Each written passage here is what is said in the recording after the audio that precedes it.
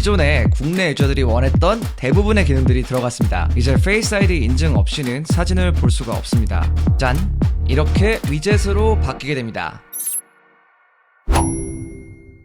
안녕하세요, 별남입니다. 바로 얼마 전 WWDC 2024에서 iOS 18이 공개가 되었습니다. 벌써 개발자 베타 버전 같은 경우는 사용해볼 수가 있었는데요. 제가 며칠 동안 이 iOS 18 베타 버전을 사용해보고 정말 여러가지 다양한 신기능들이 이번에 새롭게 들어갔구나, 이런 걸 좀 알게 돼서 오늘은 여러분들에게 iOS 18의 새로운 신기능들 제가 다 써본 경험을 토대로 알려드리려고 합니다. 자, 우선 설정으로 들어가서 쭉 내려보면 이전에는 없었던 앱이라는 항목이 생겼습니다. 여기로 들어가 보면 이제는 가나다 순으로 아이폰에 깔려있는 앱들이 정렬이 되어 있어요.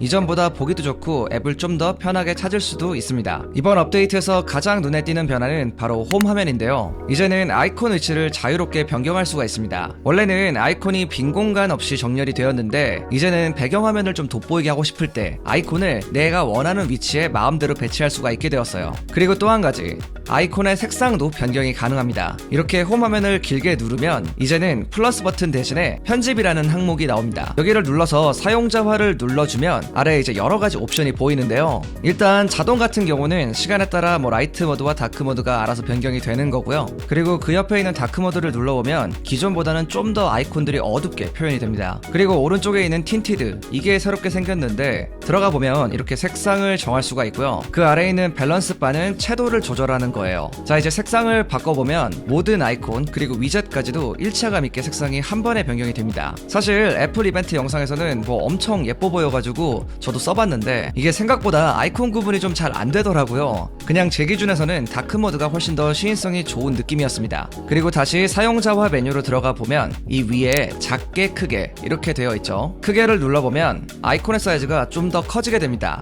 커지는 건 좋은데 그 대신에 아이콘의 이름과 폴더 제목이 아예 사라지더라고요. 그래서 이것도 잠깐 써봤는데 생각보다 조금 불편해서 그냥 저는 작게를 사용하고 있어요. 그리고 왼쪽에 있는 이 태양 모양 보이죠? 이걸 눌러보면 배경화면의 밝기가 줄어듭니다. 이거는 다크 모드와 틴트를 선택했을 때만 사용할 수가 있고요. 이걸 써보면 아이콘이 조금 더 돋보이는 그런 느낌이랄까? 저는 밤에는 이걸 줄여서 사용하고 낮에는 밝게 사용을 하고 있어요. 그리고 이번에 위젯도 달라졌는데요. 원래 기존 같은 경우는 위젯을 추가하려면은 이렇게 빈 공간을 꾹 눌러서 왼쪽 위에 이제 플러스 버튼을 눌러서 따로 추가를 했어야 됐잖아요. 근데 이제는 새로운 방식으로 추가할 수가 있습니다. 자, 이 아이콘을 한번 눌러볼게요. 그럼 상단에 이렇게 두 가지 항목이 생겼죠. 여기서 오른쪽을 한번 눌러볼게요. 짠! 이렇게 위젯으로 바뀌게 됩니다. 그리고 다시 길게 눌러서 이번에는 왼쪽 버튼을 눌러볼게요. 이번에는 이렇게 아이콘으로 돌아갑니다. 진짜 신기하죠? 참고로 이건 모든 앱이 다 되는 건 아니고요. 위젯을 지원하는 앱들만 가능합니다. 자, 이번에는 이렇게 제가 만들어 놓은 날씨 위젯을 한번 클릭해 볼게요. 그러면 아까처럼 여러가지 아이콘들이 나오죠. 날씨 같은 경우는 총 4가지가 있는데 맨 왼쪽은 아이콘, 그 다음은 가장 작은 위젯, 그리고 넓은 위젯, 마지막으로 큰 위젯, 이렇게 4가지로 변형할 수가 있습니다. 크기 변경은 편한 대로 하시면 되고요. 이건 위젯을 지원하는 앱이라면 어떤 앱이든 다 작동을 하니까요. 이렇게 한번 사용해보세요. 잠금화면도 상당히 변했는데요. 잠금화면 하단을 보면 이 플래시라이트와 카메라 토글이 있죠. 이게 원래는 변경이 안 됐는데 이제부터는 변경할 수 있게 되었습니다. 잠금화면을 길게 눌러서 사용자화로 가주시고요. 잠금화면으로 가주세요. 그러면 이제 아래 이 토글들 위에 마이너스 버튼이 보이죠. 먼저 이걸 눌러서 기존에 있던 것들을 다 없애주시고요. 다시 플러스 버튼을 눌러보면 상당히 많은 여러가지 옵션들이 나옵니다. 여기서 여러분들이 원하는 걸 설정해 주시면 되고요. 만약에 여기서 특정 앱을 실행시키고 싶다, 그럴 때는 오픈 앱을 설정해 주시면 됩니다. 여기서 오픈 앱을 선택하면 일단 별다른 설정 없이 완료를 눌러주시고요. 그 다음에 다시 사용자화로 들어가서 다시 오픈 앱을 클릭해 주세요. 그러면 이렇게 여러가지 앱들을 선택할 수 있는 옵션이 나오는데 여기서 여러분들이 원하시는 걸 선택해 주시면 됩니다. 저 같은 경우는 인스타그램으로 설정을 했어요. 자, 여기까지 설정이 완료되었으면 이제 이 버튼만 누르고 있으면 바로 앱으로 자동으로 들어가지게 돼요. 훨씬 더 편하게 사용할 수가 있겠죠. 근데 제가 여러가지 앱들로 좀 테스트도 해보고 사용을 해봤는데 이게 아직 베타 1이라서 그런지 좀 오류가 많이 있더라고요. 이런 부분은 좀 감안을 하고 사용을 하시는 게 좋을 것 같습니다.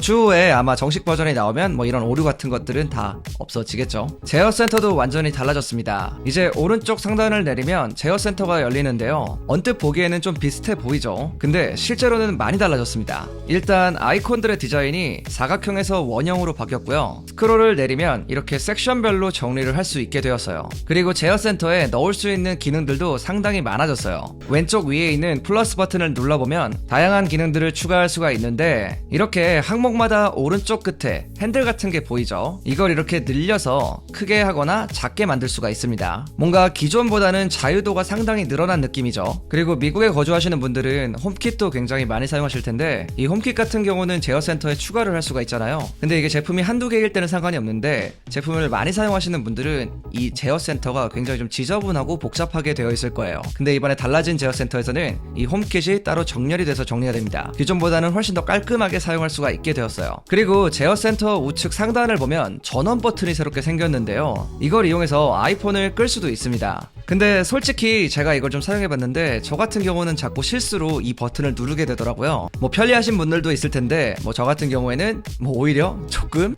아쉬운 부분이었다. 자, 이번에는 앱 잠금입니다. 말 그대로 앱을 개별적으로 잠글 수 있는 기능인데요. 여러분들 뭐 예를 들어서 카톡이나 뭐 뱅킹 앱 이런 앱들은 기본적으로 이 잠금 기능을 탑재해서 나오잖아요. 근데 보통 일반적인 다른 앱들은 이런 잠금 기능이 없는 경우가 대부분입니다. 여러분들이 가령 타인들에게 핸드폰을 잠깐 빌려줘야 될 경우들이 있잖아요. 그럴 때 뭔가 내 민감한 정보가 드러나는 게 굉장히 좀 이제 조심스러운데 그런 경우에 앱을 개별적으로 잠글 수가 있게 된 겁니다. 먼저 잠그고 싶은 앱을 길게 눌러주시고요. 그러면 맨 아래에 Require Face ID 이 항목이 보일 텐데 이걸 눌러주면 두 가지 항목이 나와요. 하나는 그냥 앱을 잠그기만 할 거냐 이거고 또 다른 하나는 앱을 잠그고 여기에 숨기는 것까지도 할 거냐 이겁니다. 예를 들어서 사진 앱을 잠그게 되면 이제 Face ID 인증 없이는 사진을 볼 수가 없습니다. 이건 다른 앱에서 프로필 사진 같은 걸 바꿀 때도 Face ID로 인증을 해야 사진 보관함에 들어갈 수가 있는 거예요. 그리고 앱 가리기까지 하게 되면 이 앱은 앱 보관함에 가려진 폴더로 들어가게 됩니다. 이것도 Face ID로 인증을 해야 어떤 앱이 있는지 볼 수가 있는 거고요. 근데 가려진 이 폴더 자체를 안 보이게 하는 방법은 아직까지는 없는 것 같아요. 이 부분이 좀 아쉽긴 한데 그래도 내가 뭘 숨겼는지 여기까지는 표시가 안 되니까 나름 유용할 것 같습니다. 그리고 이 앱 잠금은 모든 앱들이 다 되는 것 같은데 하이드 기능 같은 경우는 서드파티 앱에서만 작동을 해요. 그러니까 애플 네이티브 앱들 뭐 메시지나 뭐 사진 이런 거에서는 숨기기까지는 안 됩니다. 프라이버시가 중요하신 분들은 이렇게 잠금이나 숨기기 기능 한번 사용해 보시는 것도 좋을 것 같습니다. iOS 18로 업데이트하고 나서 측면에 볼륨 버튼을 누르면 이렇게 버튼을 누르는 동작에 따라서 배경화면도 같이 누르게 됩니다. 이건 진짜 좀 디테일이 살아있죠. 이건 별거 아닌 것 같아도 약간 애플스러운 그런 느낌이 엄청납니다. 이번에 전화 앱도 상당히 많이 좋아졌는데요. 결론부터 좀 말씀을 드리면 기존에 국내 유저들이 원했던 대부분의 기능들이 들어갔습니다. 일단 가장 큰 게 이름만 누르면 바로 전화가 걸리는 그거 있죠. 그게 이제 없어졌습니다. 최근 통화 목록을 보면 오른쪽에 기존에는 없던 이 전화 모양 아이콘이 새로 생겼는데요. 이 버튼을 눌러야지만 통화가 걸리게 됩니다. 이름만 누르면 연락처 정보로 넘어가게 돼요.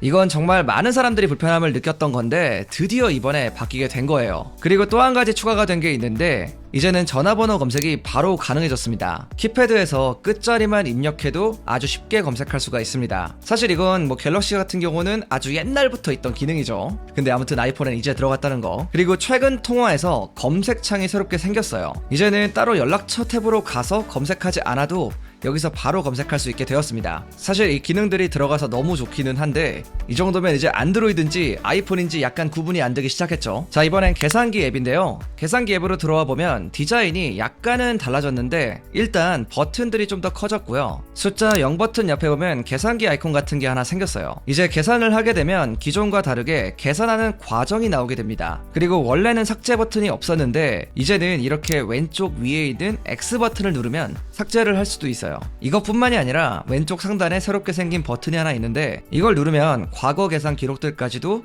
모두 볼 수가 있어요. 굉장히 편해졌죠. 이 계산기 모양 아이콘을 누르면 4가지 옵션이 나오게 되는데 우선 변환, 이 토글을 켜면 이렇게 기본적으로 화폐 계산 기능이 나오고요. 여기서 뭐 $1 이렇게 입력하면 원화로 현재 얼마인지 이런 것도 실시간으로 확인할 수가 있습니다. 그리고 수식 메모, 이건 아이패드에만 있는 줄 알았는데 아이폰에도 들어가 있습니다. 여기서 수식을 입력하면 이렇게 자동으로 계산이 되고요. 되고요. 변수를 추가하거나 바꿀 때마다 결과값도 바로바로 달라지게 됩니다. 그리고 여기서 펜 모양 버튼을 누르면 손글씨 기능도 사용할 수가 있는데 아이폰에서는 제 기준에서는 그냥 타이핑하는 게 훨씬 더 편하더라고요. 어쨌든 기본 계산기로 하기 좀 복잡한 수식들, 이런 것들은 이렇게 수식 메모를 이용해서 하는 게 좀 더 나을 것 같습니다. 아무튼 제법 유용한 기능이니까요, 한번 사용해 보시는 것도 좋을 것 같습니다. 자, 오늘은 이렇게 iOS 18의 여러가지 다양한 신기능들 저랑 같이 한번 살펴봤는데요. 이제 올 하반기에 나오는 애플 인텔리전스, 그 기능이 나오게 되면 통화 녹음 기능도 가능해지게 됩니다. 진짜 이 정도면 안드로이드 부럽지 않죠, 더 이상. 여러분들 궁금한 사항 있으면 아래 댓글에 남겨주세요. 제가 오늘 준비한 내용은 여기까지고요. 지금까지 별남이었습니다. 바이.